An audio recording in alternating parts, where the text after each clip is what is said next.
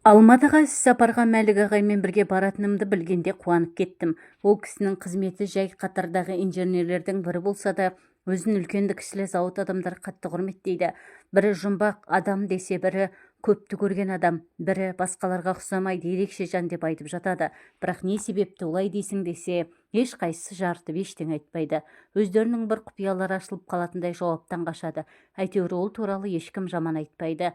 Іс-сапарға шыққанда мен үшін біздің бастық секілді қатты ішіп, өзінің де өзгенің де мазасын мен берекетін алмайтын адам болса болғаны. Бірде біздің бастық Мәлік ағай туралы оның сөзімен бас директордың өзі де санасады. Жазған сұраныстарына үлкен жауапкершілікпен қара дегені бар.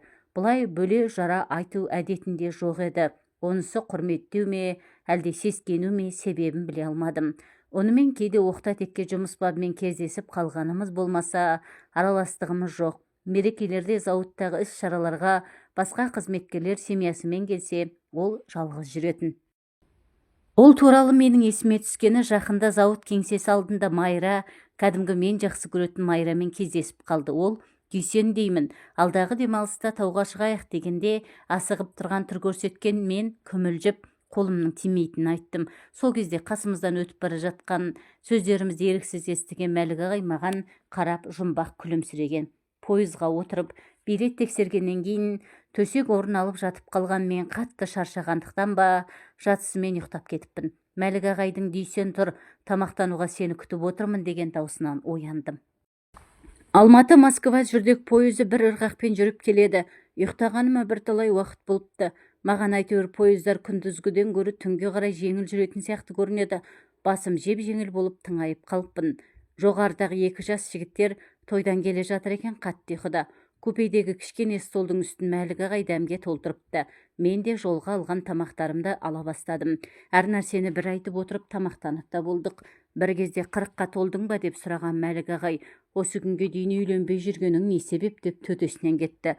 Үйленбей жүргеннің өзі жақсы деген кезекті жауабымды Мәлік ағай дені дұрыс жауап деп есептемегені көрініп тұр. 35 дейсің бе, аз жас емес қой деп бір тоқтады да, әрі қарай әңгімесін тез жалғастырып әкетті.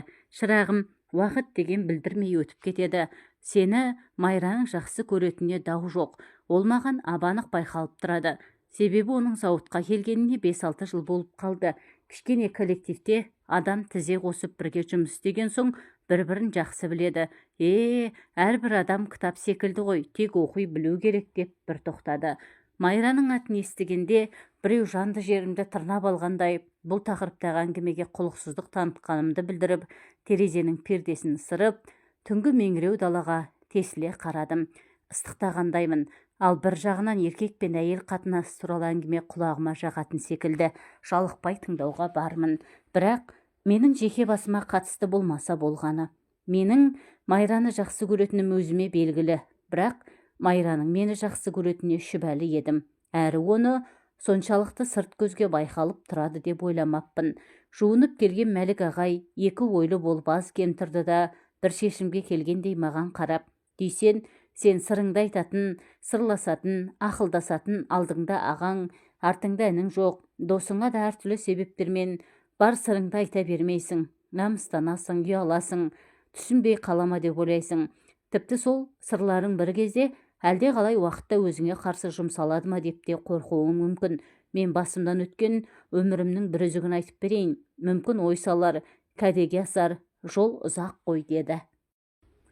Жұрттың сүр бойдақ болып, қашанғы жүресің, қашан үйленесің дегеніне 40-қа келгенде оған дейін үй салып, машина алайын, сосын үйленем десем, тағы бірде, ой, осы күні қай бір дұрыс қыз бар дейсің деп танауымды шүйірген болып қоя саламын. Бірақ бар мәселе басқада еді. Ал Мәлік ағайдың сұрағы да басқаша. Ол сенің ішіңдегіңді көзбен оқып, біліп отырғандай. Өзіңіз біліңіз, уақыт өтсін ағай дедім.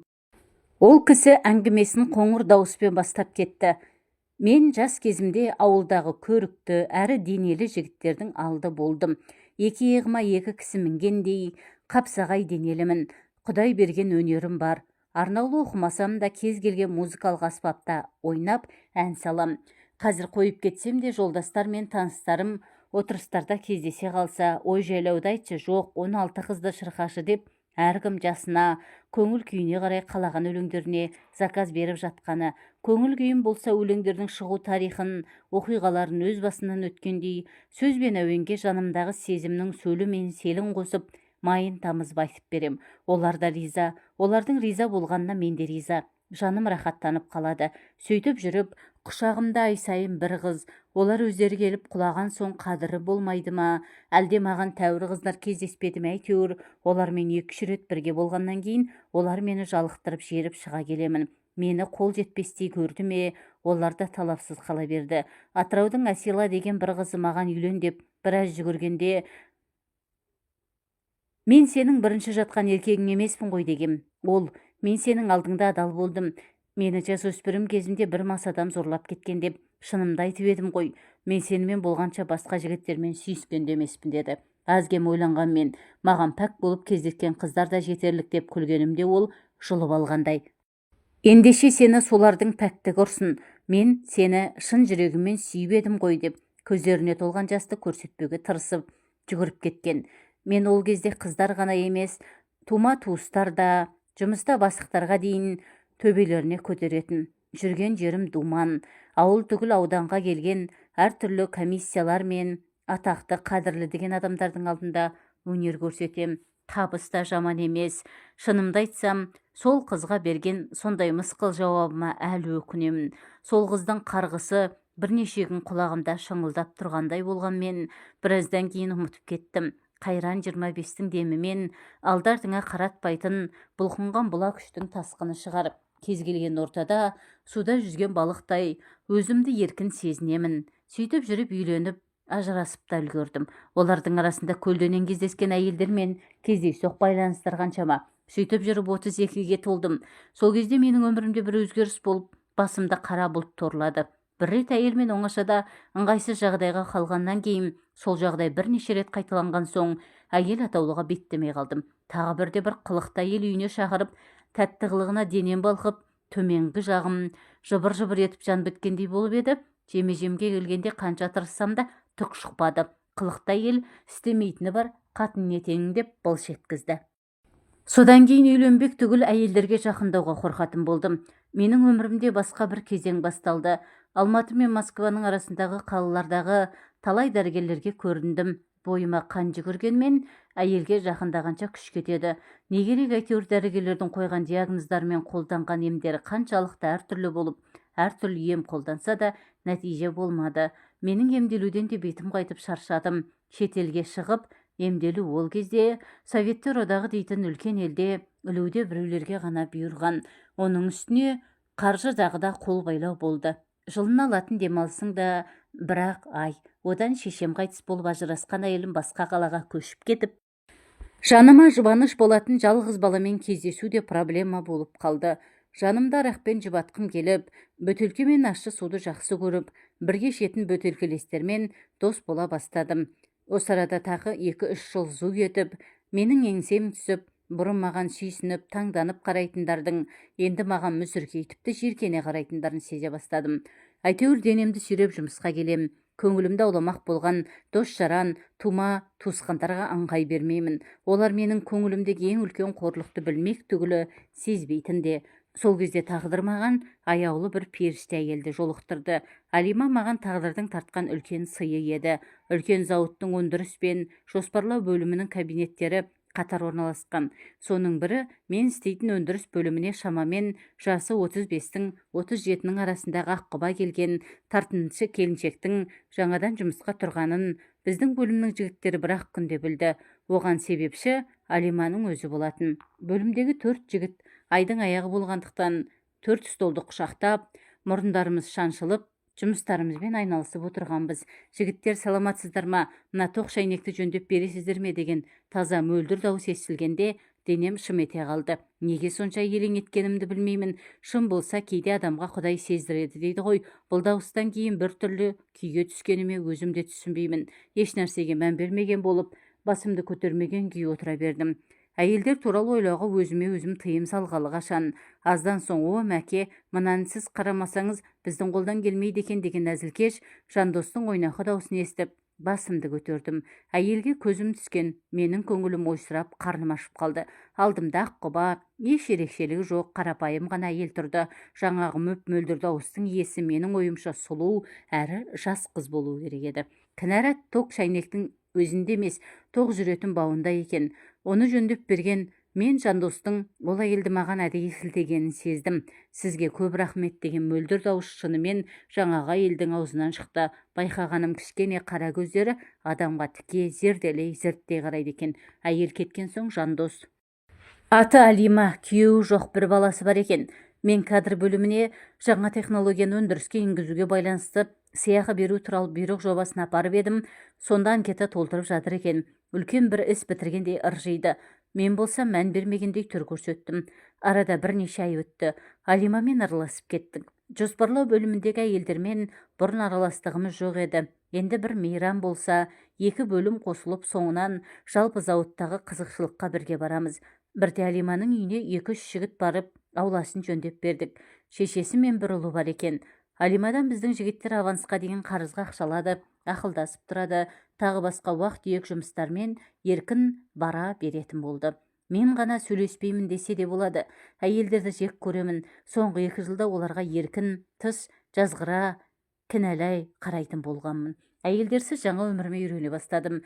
Думанды кештерге барғанда ең сұлу, ең тәкаппар деген қыз келіншектердің айналама үйіріле қалатыны, 2-3 көргеннен кейін қойныма енуге кетер еместігі, олармен кешетін тәтті ләззат алу сәттерінен кейін майдан алаңнан жеңіспен оралғандай күй кешетінім, әйелдердің алдындағы асқақ күйім, оларға кейде менсінбей, кейде мысқылдай қарайтыным, бәрі көзден бір-бір ұшып, көрген түстей өте шықты. Тек әйел денесінің құпия территориясына жетпей, не ене бергенде шауқатымның еріксіз төгіліп кететіні үнемі көз алдыма кетпейді, сурет болып қалды.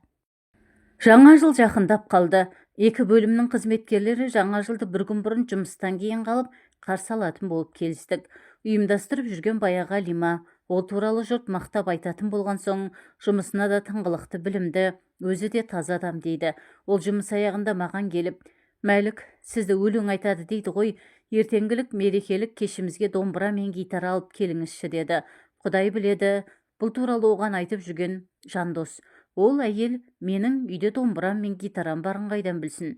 Ертеңіне Жандостың машинасымен екеуін де алып келдім. Үлкендеу болған соң әйелдер біздің кабинетімізге дастархан жасады. Біз оларға көмектесіп, дүкенге жүгіріп, банкілер мен шөлмектерді ашып көмектестік. Бір үйдің адамдарындай ұйымшылдықпен дастарханға отырдық, тостылар айтып биледік. Осы кешке арналған шарт бойынша әркім бір номер дайындау керек. Біреу билейді, біреу өлең айтады.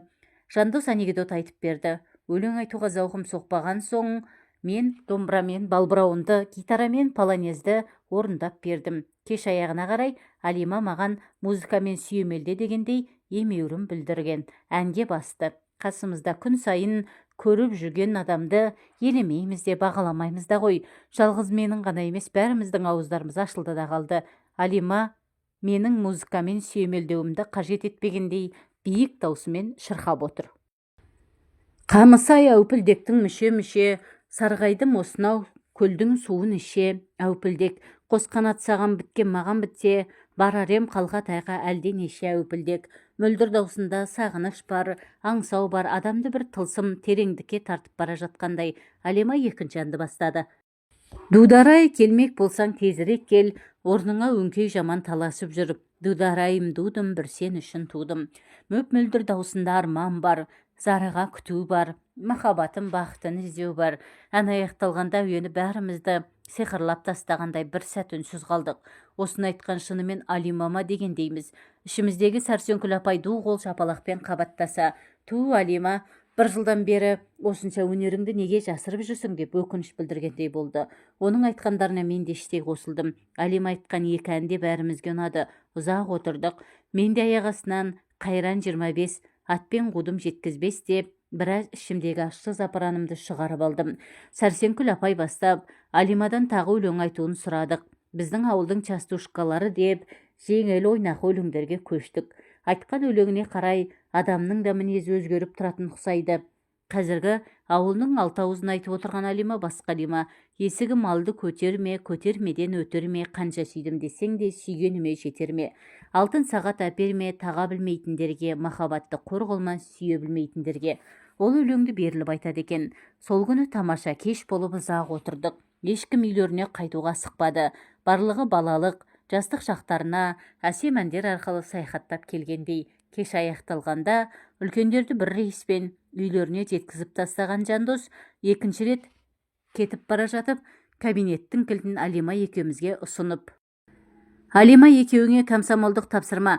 Комсомолдық жастан өтіп кеткеніміз есіне түссе керек. Дереу сөзін түсетіп: жоқ, партиялық тапсырма, аяғына дейін жинап тазалап бір-біріңді шығарып саласыңдар, деді. Екеуміз де партия мүшелері болмасақ та қарсылықсыз қала бердік. Екеулеп кабинетті жинастырып Алиманы үйіне шығарып салдым. Жолай үнсіз болдым. Не айтарымды білмеймін. Әңгімеміз қабыспады. Жынды адамдай жасын сұраппын. Ол болса әлдебір мұңдау еңдің ыңылдаумен болды. Жасы менен бақандай 4 жас үлкен екен, бірақ сырт көзге жас көрінеді. Алима есігін ашып жатып: мәке, үйге кіріп шай ішіп кетіңіз, деді. Мамасы мен баласы бар емес пе еді? Әлде бүгін жалғыз бекен? Екі ойлы тұрдым да рахмет сыпайы айтып қайтып кеттім. Үйге келе жатып Алиманың әні ұнағаны шын, бірақ өзі емес деген ойға келдім. Мәлік ағаның сөзін бөліп біреу купе есігін жұлқылады. Ағай әңгімесін үзіп есік ашты. Көпесін шатастырып алған көрші көпенің адам екен. Сірә рестораннан қайтса керек, аузынан арақ иісі сасып тұр. Әңгімемізді бұзып жіберді. Мәлік ағай да тамбурға шығып темекі тартып келіп даусын баяулатып әңгімесін әрі жалғастырды. Жұмысқа келсем Жандос жымың-жымың етеді. Жағдай қалай деген сөзіне соншалықты маңыз береді. Екі иығымды көтерем. Жұрт дегенді қойсаңшы, Жандос тағы нағыз парсыңдар дейді. Жалғыз ілікті әйелге ғана емес, жалғыз ілікті еркекке де сөз үйіргеледі екен. Бір күні мені тоқ ұяларын жөндеуге Алима үйіне шақырды. Жөндеу деген әдейі айтылған сылтау. Бүгін Алиманың туған күні екен. Ыңғайсызданып қалған мен: неге жалғыз қарсы алғалы жатырсың деп едім. Ол тіке: туған күнімді сенімен бірге өткізуім келеді, деді. Онымен жалғыз қалудан қорыққандай кеткім келіп еді. Аяқтарым айтқанына көнбей, көңілім де онымен бірге аз уақыт болса бірге болуды қаладым. Бірақ асығыс едім. Баратын жерім бар. 1-2 сағат болайын. Бұндай күні сені жалғыз қалдыруға болмас деп күлген болдым. Алдымызға иісі бұрқыраған манты да келді. Салаттардың да ащысы да тұщысы да бар. Тост айтып құттықтаған болдым. Білмегенімді айтып сыйлығым мойнымда дегенді қостым. Алима шарапты молынан ішіп отыр. Кезектесіп те қосылып та өлең айтып біраз уақыт өткіздік. Тезірек қайтуға себеп іздеген мен. Сені бұлай көп ішеді деп ойлаған жоқ едім, дедім. Сенімен еркін сөйлесіп, еркін болу үшін әдейі ішіп отырмын, деді. Бағанадан бері бір жаққа бармақшымын деп тартыншақтанып,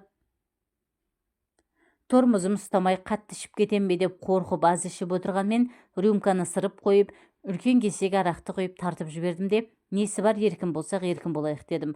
Ол біраздан кейін тіземе отырып мойнынан құшақтады. Ернімнен ернін іздеп тапты. Сезімін селт етпейді. Мәлік, бағана сыйлығың мойнымда деп едің ғой, сол сыйың болсын. Бүгін таң атқанша менің қасымда болшы, деді. Арақ ішкен соң ба, әлде не бүк не шік болсын деп бұл қатынасымызға тезірек нүкте қоюға тырысып, өзімше жұмбақтап: Алима, мен сенің ойыңнан шыға алмаймын-ау деп қорқамын, дедім. Тағы бір жолы бар. Ол ештеңеге қарамай атып тұрып үйге қайту болатын. Бірақ Алиманы аядым. Олай істесем, оның намысын тапсап, менсінбей кеткендей болам. Бағана отырмау керек еді. Енді бір қалған соң не болса да аяғына дейін жеткізу үшін шыдау керек деп шештім. Құшағыма тығылып жатқан ол: оны білем, деді. Мәс саған, дедім ішімнен. Нені біледі екен? Мен сені сүйемін, Мәлік. Ол жағың істемегенмен қолың мен тілің бар емес пе? Қап, мына қатын мен өлдірді-ау. Өзі немене, көріп білме? Тілім байланып қалды. Мен құлағым қате естіп тұрған жоқ па деп құлағымды шұқыдым. Дұрыс еститін секілді. Алима сөзін әрі жалғастырды. Сен таң атқанша менің қасымда болшы. Менің айтқандарымды тыңдасаң болды. Бір түн ғана. Содан кейін өзің шешерсің, деді. Кішкентайымды жаңа ойыншық алып берсе бұзып зерттеп, ішінде не бар, не жоғын біліп қайтадан құрастырып шығатымын. Мені бір әуестік биледі ме? Әлде әйел мен еркек арасындағы қатынасты бір кісі де білемін дейтін маған. Өзімнен де білгір ұстаз кездескенін сездім бе? Әйтеуір ұятты бір жағдай болса көп ішіп қойыппын деп, нағыз болмаса ол жерде жұмыстан шығып кетермін деп ойлап, осы жерден таң атқанша қаламын деп шештім. Басым арақтың буы тие бастаған секілді ме, көңілдене бастадым. Әміріңізге құлдық, падишам, не бұйырасыз деп ойнақылана тіл қаттым. Бар киімдерін шеште, ваннаға жүр, мен су толтыра берем деді. Дастархан басына келіп, тағы бір рюмка арақты қағып салып, еркінсітіп ұялмайтын етіп жіберетін арақтың болғаны қандай жақсы деп ойладым. Ваннаға кірсем, Алима ваннаға су толтырып, әлдебір қызғылт сары ұнтақты суға салып жатыр екен. Мұрын жарған хош иіс аңқып кетті. Арақтың қызуы ма, дел сал бір күйге түстім.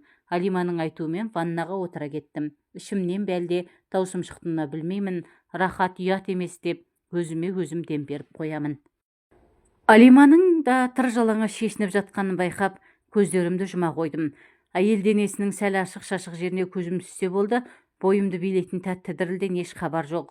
Өлім-ай деймін ішімнен. Ваннадан атып шығып кетіп қалғым келді.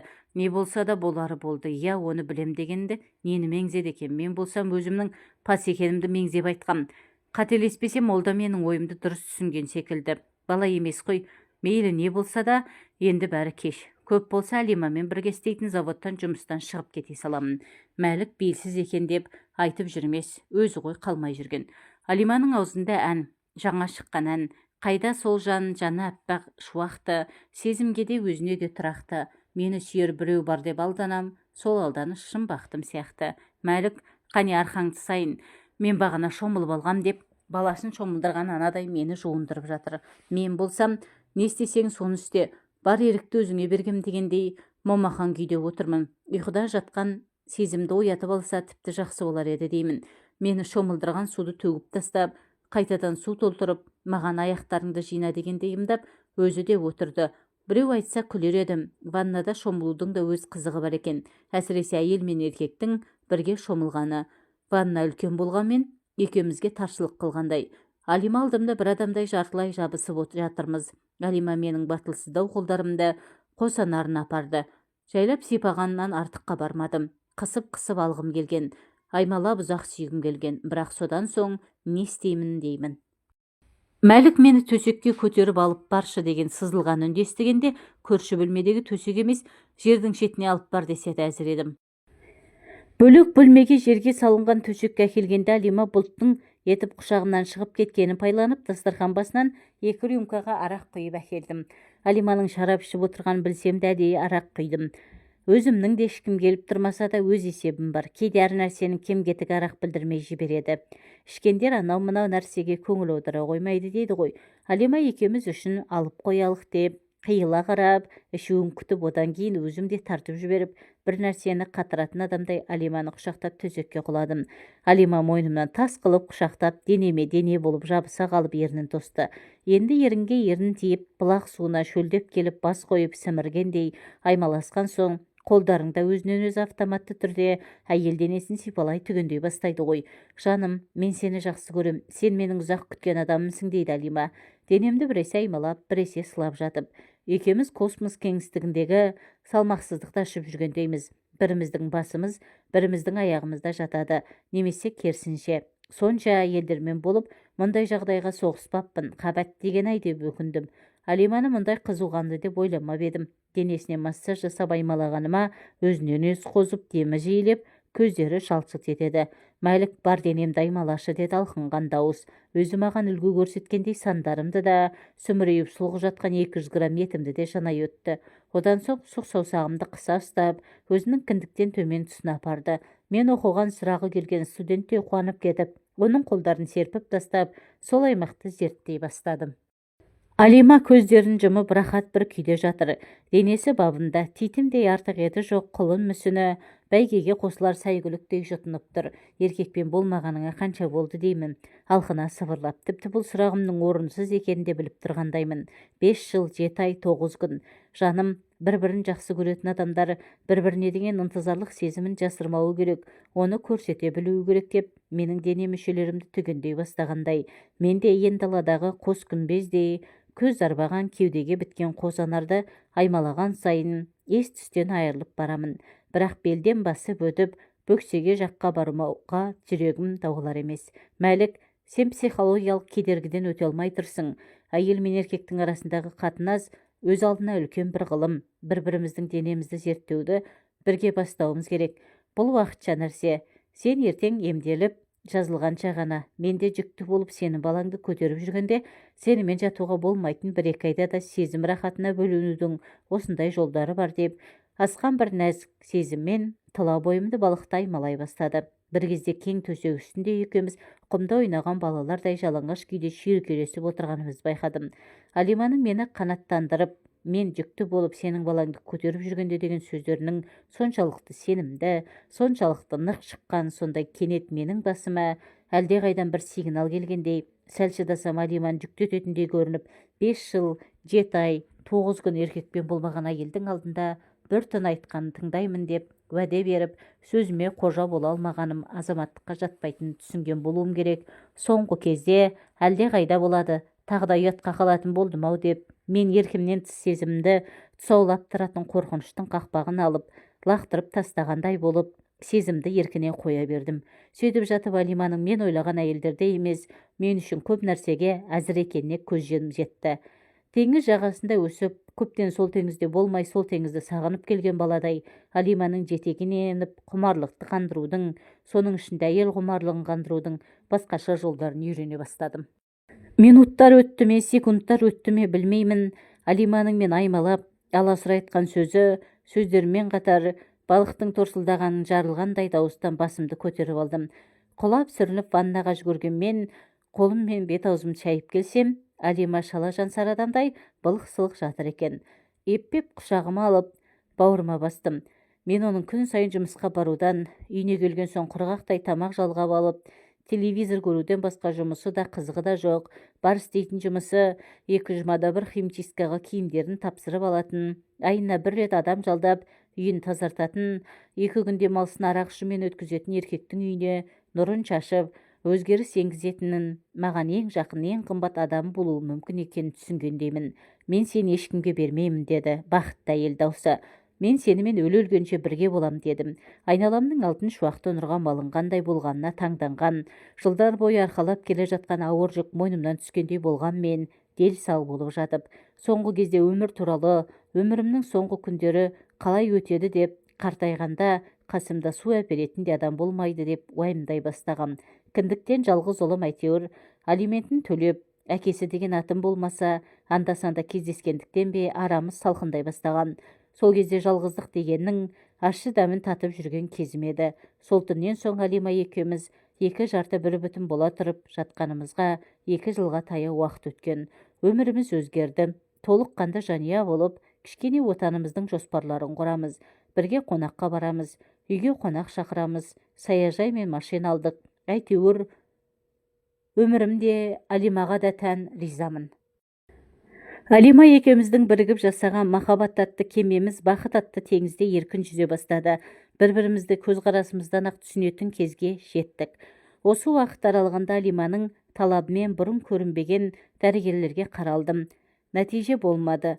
Одан халық емшісі деме, дұғамен емдейтіндер деме, әйтеуір алысты жақынды, еркек әйелі, жасы кәрісі бар талай емшілерді адақтап күдерім үзіле бастады.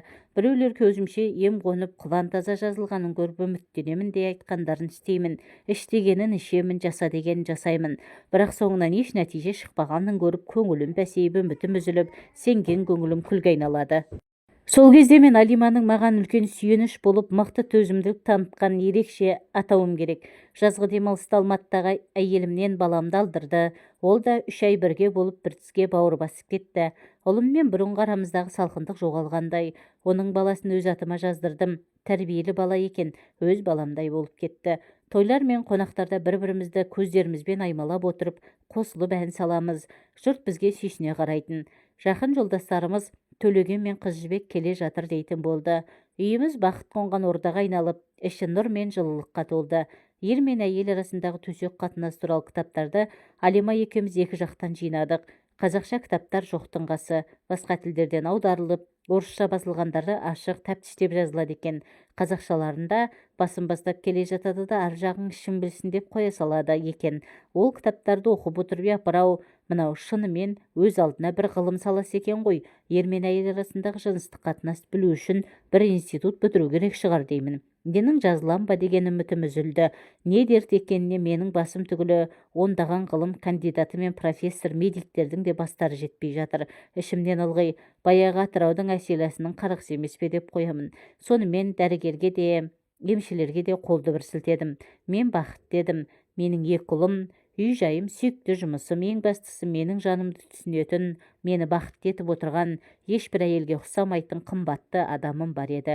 Егер Алима болмағанда, шарасыздықтан арақ ішуді бастағанда, менде бұлардың бірі де жоқ. Қайыршыма, бомжба болып жүретін едім деп ойлап шүкіршілік етемін. Бірақ Алиманың мінезін білмейсің ғой. Менің ойлағаным өз нәпсім емес. Мен сенен сәби сүюім керек дейді. Мен екі баламыз бар, Құдайға шүкір деймін. Ол болса құшағымда жатып арманын айтады. Толымы желбіреген, саған тартқан қызым болса дейді. Жоқ, бір ұл бір қыз туам дейді. Сөйтіп жатып кезекті емші туралы айтқанда мен шарт кеттім. Мен ешқайда да бармаймын дедім. Әдеттегідей менің денсаулығымның түзелетіне көзімді жеткізіп баруға үгіттей бастаған Алимаға мен шаршадым. Саған бай болып жарытпасам, қалаған байыңа тиіп ал деп тіке кеттім. Айтарын айтсам да, оның жанын жаралағаныма өкіндім. Даусымды жұмсартып, жасының 40-қа таяп қалғанын, оған бала туудың кеш екенін, алғашқы баласын туғаннан 10 жылдан асып кеткендігін, қауіпті екенін айтып үгіттеумен болдым. Менің шешем 10-шы баласын 49 мүшел жасында туған. Мен неге 40 жасында туа алмаймын? Анау досымыз Әсия да бірінші қызын 41 жасында туған жоқ па? Бір облыс орталығында емші кемпір бар екен. Арғы аталарынан бері емші. Мұндай аурулар түгіл жынды адамдарды да жазатын көрінеді. Осы жолы соңғы рет барайық. Ем қонбаса енді мен емдел деп өмір айтпаймын деп ант су ішіп ботадай боздап отырып алды. Сөйтіп екеуміздің де жұмыстан ақысы демалыс алып пойызға отырып емші кемпір тұратын қалаға бет алдық. Өзімде түк үміт жоқ, тек Алиманың көңілі үшін келе жатырмын.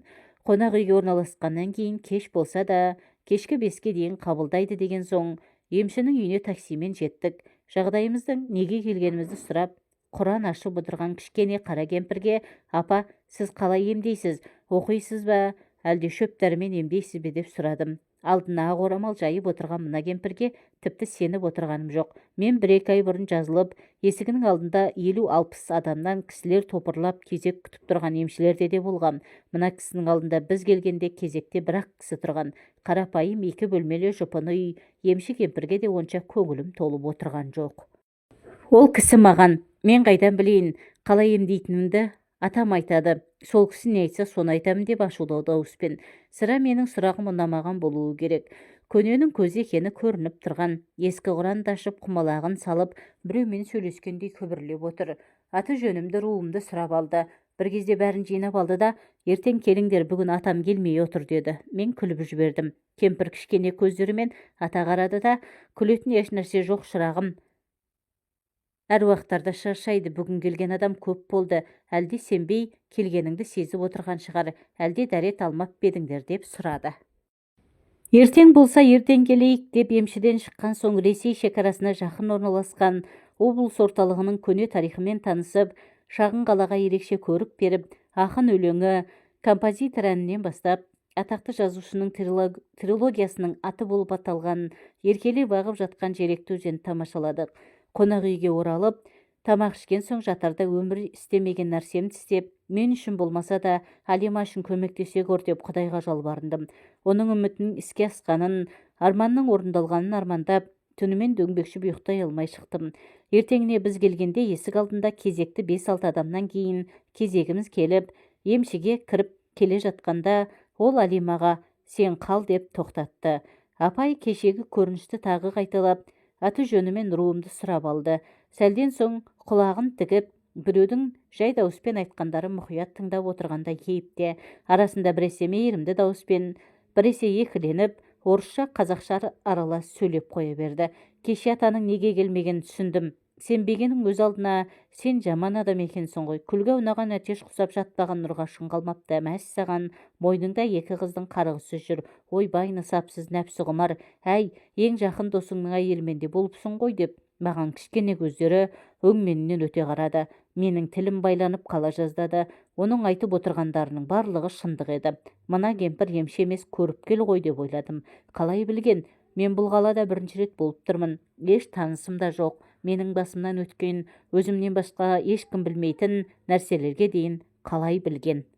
Мағрипаның өзі дедім, қақалып шашалып. Досымның әйелін айтам, оның өзі қойныма кірген. Даусымның әрең шыққанын өзімде таңданып, басқа еш қарсы сөз айта алмадым. Көзімнен тырс-тырс жас тамып отырғанын байқадым. Кемпір менің өткен өмірімді телевизордан көріп отырғандай әлі сөйлеп отыр. Айтқандарының бәрі дұрыс, бәрі тура. Жә, қорықпай-ақ қой, келіншегің айтпаймын. Оны жоғалтудан қорқады екенсің. Түнімен Құдайға жалбарыныпсың ғой. Иә, ата не дейсіз? Ауруын сол өзіңіз айтқандай. Иә, бір кезде емші кемпір өзінен өзі әлде атасымен сөйлескенін қойып маған қарады. Қара терге түсіп, көздері қып-қызыл болып кетіпті. Сен жазыласың, атам айтты, деді ол. Бірақ өтеуіне қымбат адамың ба, әлде қымбат нәрсеңді ме жоғалтасың? Емделесің бе, жоқ па? Өзің шеш. Менің шындықтан басқа айтатыным жоқ саған, деді емші кемпір. Ештеңені ойлағым келмеді, бар жан дүниеммен емделгім келді. Иә, емделем, сізге сенемін, дедім. Айтарын айтып алып өзім таңдандым. Емшіге қалай сенбейін, бәрін тура айтып отырса, ал өтеуіне жоғалтасың деген не тәйір, ол туралы ойлағым да келмейді.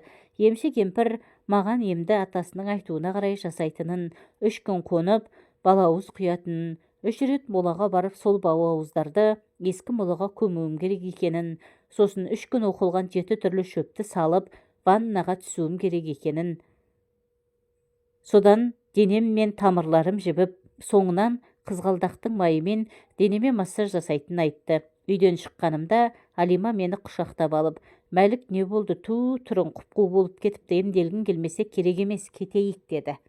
Жоқ, емделгім келеді, және осы емшінің мені емдеп шығатынына сенемін, дедім.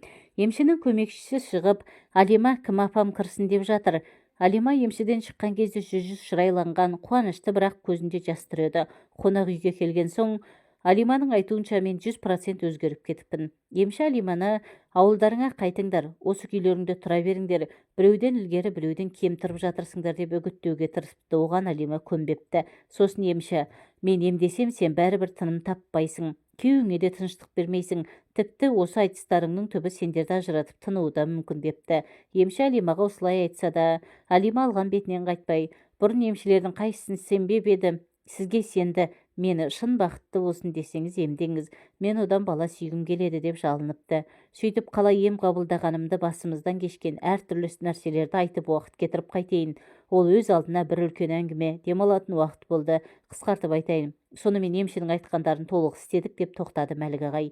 Емнің ең соңғы күні емші үлкен целлофан жабылған төсекке мені тыржалаңаш жатқызып, Құран сүрелерін оқып, денемді қолдарымен сылап, 2 шекемді ұзақ уқалап отырды да, көз ілеспес шапшаңдықпен еркектік мүшемнің алдыңғы жағынан бір нәрсені жұлып тастағандай кірк еткізді. Жан даусым шығып айғайлап жібердім. 2-3 минуттан селкілдеп жатқанмен кішкентай емші кемпірдің денемдегі тарамыс қолдар тиген жерлердің көгеріп шыға келгенін байқадым. Осы кезде емші Алиманы шақырып, оған да шешін, деді. Біз аң-таңбыз, бірақ басында кемпір мені емдесін десеңдер, айтқанымды бұлжытпай орындайсыңдар деген. Өзім ыңғайсызданып жатқан менің басыма мына кемпір не істегелі жатыр деген қорқыныш кірген. Ол менің ойымды оқығандай. Қорқатында, ұялатында ештеңе жоқ. Дәрігерден ұялмайсың ғой, менен неге аласыңдар? Менің дәрігерден айырмашылығым, дәрігер сенің тәніңді емдесе, мен тәніңмен қоса жаныңды да емдеймін. Ал мына өзіңнің некелі әйелің ғой, бойыңды жинап, үстіңдегі майыңды сүртте, әйеліңмен жат, мен шығып кетем, деді. Мен өңім бе, түсім бе сене алар емеспін, не істерімді білмеймін. Шешініп жатқан Алимаға қарағанда, бойымда жағымды бір дірілдің пайда болғанын сездім, таныс сезім. Айналам жарық нұрға толып кеткендей, орнынан тұрғанда тамырлары білеуленіп, бар күшіне мініп тұрған 200 грамм етімді көрдім. Бұл маған баға жетпес бақыт еді. 32-ге толғанша тәтті ләззаттың дәмін татып, әйел атаулының сүйіктісі болған жігітке 30-дан асқан шағында еркек ретінде дәрменсіз болып қалған жаман нәрсе жоқ еді. Сол сәтте мен өзімнің шын бақытты екенімді сездім. Алимамен өткен 2 жыл бақытты деген өмірім менің тәубеме келуім болса, Алиманың шүкіршілігі екен. Дені сау, күйеуінен жүкті болғысы келген әйел, төсекте еркек құшағына мейірі қанбаған әйелдің томардай болып жататын, әрекетсіз еркектің қасында жатуы да бір азап екені менің санама жаңа жеткендей. Алиманың үйреткен амалдары да тек бергі жағынан өзімізді өзіміз алдау секілді көрінген. Ұялғанынан абыройлы екі қолмен жауып тұрған Алима бір күліп бір жылап тұр. Есіктің арғы жағынан емшінің әмірлі даусы естілді. Болыңдар, мен емімнің нәтижесіне көз жеткізбеймін бе? Денемдегі майды шала сүртіп қапталған төсек үстінде Алиманы жығып салып, ып-ыстық шуақты ләззаттың құйығына сүңгіп кеттім. Алима екеуміздің жанымыз бен тәніміз бірігіп бір адамға айналып кеткенбіз. Арасында Алимаға саған рахмет, сенің еңбегің деймін. Емшідене ұмытып кеткенде екенбіз. Сол кезде бізден бақытты жандар жер бетінде жоқ еді. Қайтар жолда пойызда жоғарғы класты екі адамдық СВ аталатынның орын алып балайымызды өткізгендей болдық. Біздің қуанышымызда, бақытымызда шек жоқ еді. Екеуміз де махаббаттың табиғи тән ләззатына шөлдеп қалыппыз. Мен сонда мөлдір таза сезіммен қосылған тән рахатының адам өмірінде алатын орнының зор екенін, сексті адамға ұйқы мен тамақтай ғана керек деп ұғатын мен енді оның дем алатын ауадай қажет екенін білдім. Сапалы әдемі киіммен, сапасыз арзанқол дүние немесе қоректі тәтті тағаммен бұзылып кеткен сапасыз тағам айырмашылықтары секілді еркек пен әйел арасындағы жыныстық қатынастың да бір адамның ғана сезімінен не екі адамның сезімінсіз тәннің жабайы инстинкт пен физиологиялық әлде биологиялық қажеттігін өтеу барда оның ең жоғарғы сатысы өзіңнің жан тәніңмен сүйіп құрметтейтін, сені де сондай сүйіп сыйлай алатын, әлемдегі жалғыз еркек деп санайтын әйелмен болу екеуі екі басқа нәрсе. Олардың арасының жер мен көктей айырмашылығы бар екен. Кейбір отбасындағы ерлі-зайыптылардың неге төсек қатынастарынан бір-бірінен ләззат алмайтынын енді түсіндім. Оларда бір-біріне деген адал сезім, сүйіспеншілік, құштарлықтың азайып, күнделікті күйбең тіршіліктің астында қалып, көмескі тарта бастағанын өз алдына бір-біріне ләззат тарттыруға, бір-біріне жан тәнімен барын беріп қызмет қылуға ұмтылу, басқа нәрсені ойламай толық берілу, бір-бірінің кемшіліктеріне қарамастан періште көріп, құлай сену, төсек қатынас туралы білімдері мен түсініктерінің әртүрлі дәрежеде болуы секілді тағы да басқа компоненттердің бірі жетсе, бірі жетпей жататыны кедергі болады екен. Бұл табиғаттағы жан дүниесі ұқсас, яғни бір жаққа қарайтын еркек пен әйелдің бір-біріне ұсынар үлкен сыйы екен.